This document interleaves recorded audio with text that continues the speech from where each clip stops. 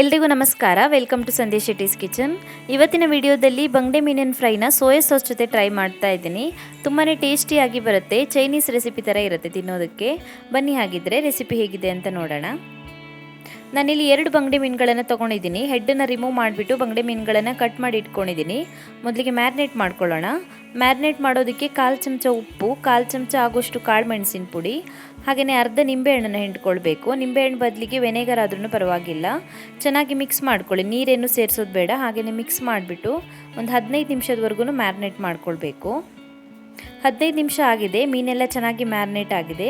ಇವಾಗ ಒಂದು ಬಾಣಲಿಗೆ 4 ರಿಂದ 5 ಚಮಚ ಆಗುವಷ್ಟು ಎಣ್ಣೆನ ಸೇರಿಸ್ಕೊಳ್ಬೇಕು. ಎಣ್ಣೆ ಚೆನ್ನಾಗಿ ಕಾದ ನಂತರ ಮ್ಯಾರಿನೇಟ್ ಆಗಿರುವಂಥ ಬಂಗಡೆ ಮೀನಿನ ಪೀಸ್ಗಳನ್ನು ಸೇರಿಸ್ಬಿಟ್ಟು ಫ್ರೈ ಮಾಡ್ಕೊಳ್ಬೇಕು. ಜಾಸ್ತಿ ಹೊತ್ತು ಫ್ರೈ ಮಾಡೋದು ಬೇಡ, ಮತ್ತೆ ಇದನ್ನ ಸಾಸ್ ಜೊತೆ ಫ್ರೈ ಮಾಡ್ಕೊಳ್ತೀವಿ. 2 ಸೈಡ್ ಒಂದು 3 ನಿಮಿಷ ಫ್ರೈ ಮಾಡಿಕೊಂಡ್ರೆ ಸಾಕಾಗುತ್ತೆ. ಮೀಡಿಯಮ್ ಫ್ಲೇಮಲ್ಲಿ ಒಂದು ಸೈಡ್ 3 ನಿಮಿಷ ಫ್ರೈ ಮಾಡ್ಕೊಳ್ಳಿ. ಒಂದು ಸೈಡ್ ಫ್ರೈ ಆದ ನಂತರ ಇದನ್ನ ತಿರುಗಿಸಿ ಹಾಕೊಂಡ್ಬಿಟ್ಟು ಇನ್ನೊಂದು ಕಡೆಗೂ ಕೂಡ 3 ನಿಮಿಷದವರೆಗೂ ಮೀಡಿಯಮ್ ಫ್ಲೇಮಲ್ಲಿ ಫ್ರೈ ಮಾಡ್ಕೊಳ್ಬೇಕು. 2 ಕಡೆ 3 ನಿಮಿಷ ಫ್ರೈ ಮಾಡ್ಕೊಂಡಿದ್ದೀನಿ. ರಿಮೂವ್ ಮಾಡಿ ಇಟ್ಕೊಳ್ಳೋಣ ಪಾತ್ರೆಯಿಂದ. ಫ್ರೈ ಆಗಿದೆ ಇದು. ಮತ್ತು ಸಾಸ್ ಜೊತೆ ಫ್ರೈ ಮಾಡ್ಕೊಳ್ಬೇಕು. ಇವಾಗ ಅದೇ ಬಾಣಲಿಗೆ ಮತ್ತೆ ಇನ್ನೊಂದು 2-3 ಚಮಚ ಆಗುವಷ್ಟು ಎಣ್ಣೆನ ಸೇರಿಸ್ಕೊಳ್ತಾ ಇದ್ದೀನಿ. ಎಣ್ಣೆ ಚೆನ್ನಾಗಿ ಕಾದ ನಂತರ ಅದಕ್ಕೆ 2 ಚಮಚ ಆಗುವಷ್ಟು ಚಿಕ್ಕದಾಗಿ ಹೆಚ್ಚಿರುವಂಥ ಶುಂಠಿ ಮತ್ತು ಬೆಳ್ಳುಳ್ಳಿನ ಸೇರಿಸ್ಕೊಳ್ತಾ ಇದ್ದೀನಿ.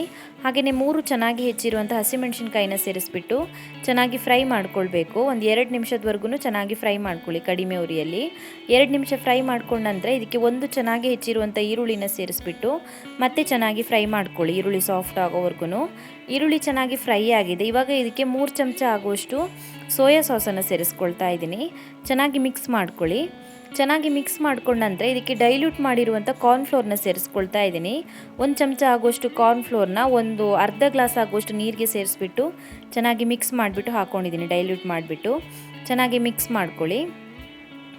3-4 ಚಿಟಿಕೆ ಆಗೋಷ್ಟು ಉಪ್ಪನ್ನು ಸೇರಿಸ್ಕೊಳ್ಳಿ. ಜಾಸ್ತಿ ಉಪ್ಪು ಸೇರಿಸ್ಕೊಳ್ಳೋದು ಬೇಡ, ಬಂಗಡೆ ಮೀನಿಗೆ ಆಲ್ರೆಡಿ ಉಪ್ಪು ಹಾಕ್ಕೊಂಡಿದ್ವಿ. ಮತ್ತು ಇಲ್ಲಿ ನಾವು ಹಾಕಿರುವಂಥ ಸಾಸಲ್ಲಿ ಕೂಡ ಉಪ್ಪಿರುತ್ತೆ. ಇವಾಗ ಇದಕ್ಕೆ ಬಂಗಡೆ ಮೀನನ್ನು ಸೇರಿಸ್ಕೊಳ್ಳೋಣ. ನಾವು ಆಲ್ರೆಡಿ ಫ್ರೈ ಮಾಡಿ ಇಟ್ಕೊಂಡಿರುವಂಥ ಬಂಗಡೆ ಮೀನನ್ನು ಸೇರಿಸ್ಕೊಳ್ಳೋಣ. ಚೆನ್ನಾಗಿ ಮಿಕ್ಸ್ ಮಾಡ್ಕೊಳ್ಳಿ. ಚೆನ್ನಾಗಿ ಮಿಕ್ಸ್ ಮಾಡ್ಕೊಂಡ ನಂತರ ಇವಾಗ ಇದನ್ನ ಸೋಯಾ ಸಾಸ್ ಜೊತೆ ಫ್ರೈ ಮಾಡ್ಕೊಳ್ಬೇಕು. ಮೀಡಿಯಮ್ ಫ್ಲೇಮಲ್ಲಿ 10 ನಿಮಿಷದವರೆಗೂ ಫ್ರೈ ಮಾಡ್ಕೊಳ್ಬೇಕು. ಮೀಡಿಯಮ್ ಫ್ಲೇಮಲ್ಲಿ ಇಟ್ಕೊಳ್ಳಿ. ಮುಚ್ಚಳನ ಮುಚ್ಚಿಬಿಟ್ಟು 10 ನಿಮಿಷದವರೆಗೂ ಫ್ರೈ ಮಾಡ್ಕೊಳ್ಬೇಕು. 10 ನಿಮಿಷ ಮೀಡಿಯಮ್ ಫ್ಲೇಮಲ್ಲಿ ಸಾಸ್ ಜೊತೆ ಫ್ರೈ ಮಾಡ್ಕೊಂಡಿದ್ದೀನಿ. ರೆಡಿಯಾಗಿದೆ ಇದು ಸರ್ವ್ ಮಾಡೋದಕ್ಕೆ. ಸ್ಟವ್ ಆಫ್ ಮಾಡ್ಕೊಳ್ಬೋದು. ಕೊನೆಯದಾಗಿ ಇದಕ್ಕೆ 1/4 ಕಪ್ ಆಗುವಷ್ಟು ಚೆನ್ನಾಗಿ ಹೆಚ್ಚಿರುವಂಥ ಕೊತ್ತಂಬರಿ ಸೊಪ್ಪನ್ನು ಸೇರಿಸ್ಬಿಟ್ಟು ಚೆನ್ನಾಗಿ ಮಿಕ್ಸ್ ಮಾಡ್ಕೊಳ್ಬೇಕು. ಮತ್ತು ಕುಕ್ ಮಾಡೋ ಅವಶ್ಯಕತೆ ಇಲ್ಲ, ರೆಡಿಯಾಗಿದೆ, ಕುಕ್ ಆಗಿದೆ ಇದು. ಕೊತ್ತಂಬರಿ ಸೊಪ್ಪನ್ನು ಸೇರಿಸ್ಬಿಟ್ಟು ಚೆನ್ನಾಗಿ ಮಿಕ್ಸ್ ಮಾಡ್ಕೊಳ್ಳಿ. ತುಂಬಾ ಟೇಸ್ಟಿಯಾಗಿ ಬರುತ್ತೆ. ಯಾವಾಗಲೂ ನಾರ್ಮಲ್ ಆಗಿ ಫಿಶ್ ಫ್ರೈ ಮಾಡೋದಕ್ಕಿಂತ ಈ ರೀತಿಯಾಗಿ ಒಂದ್ಸಲ ಸಾಸ್ ಜೊತೆಗೂ ಕೂಡ ಫಿಶ್ ಫ್ರೈನ ಟ್ರೈ ಮಾಡಿ. ತುಂಬಾ ಚೆನ್ನಾಗಿ ಬರುತ್ತೆ. ಬೇರೆ ಯಾವ ಫಿಶ್ ಆದ್ರೂ ಪರವಾಗಿಲ್ಲ, ಇದೇ ರೀತಿಯಾಗಿ ಮಾಡ್ಕೊಳ್ಬೋದು. ಟ್ರೈ ಮಾಡಿ ನೀವು ಕೂಡ. Thank you for watching my video. ನಿಮಗೆ ಈ ವಿಡಿಯೋ ಇಷ್ಟವಾಗಿದ್ದರೆ ವಿಡಿಯೋಗೊಂದು ಲೈಕ್ ಕೊಡಿ. ಹಾಗೆಯೇ ಕಮೆಂಟಲ್ಲಿ ತಿಳಿಸಿ ಹೇಗಿದೆ ಅಂತ.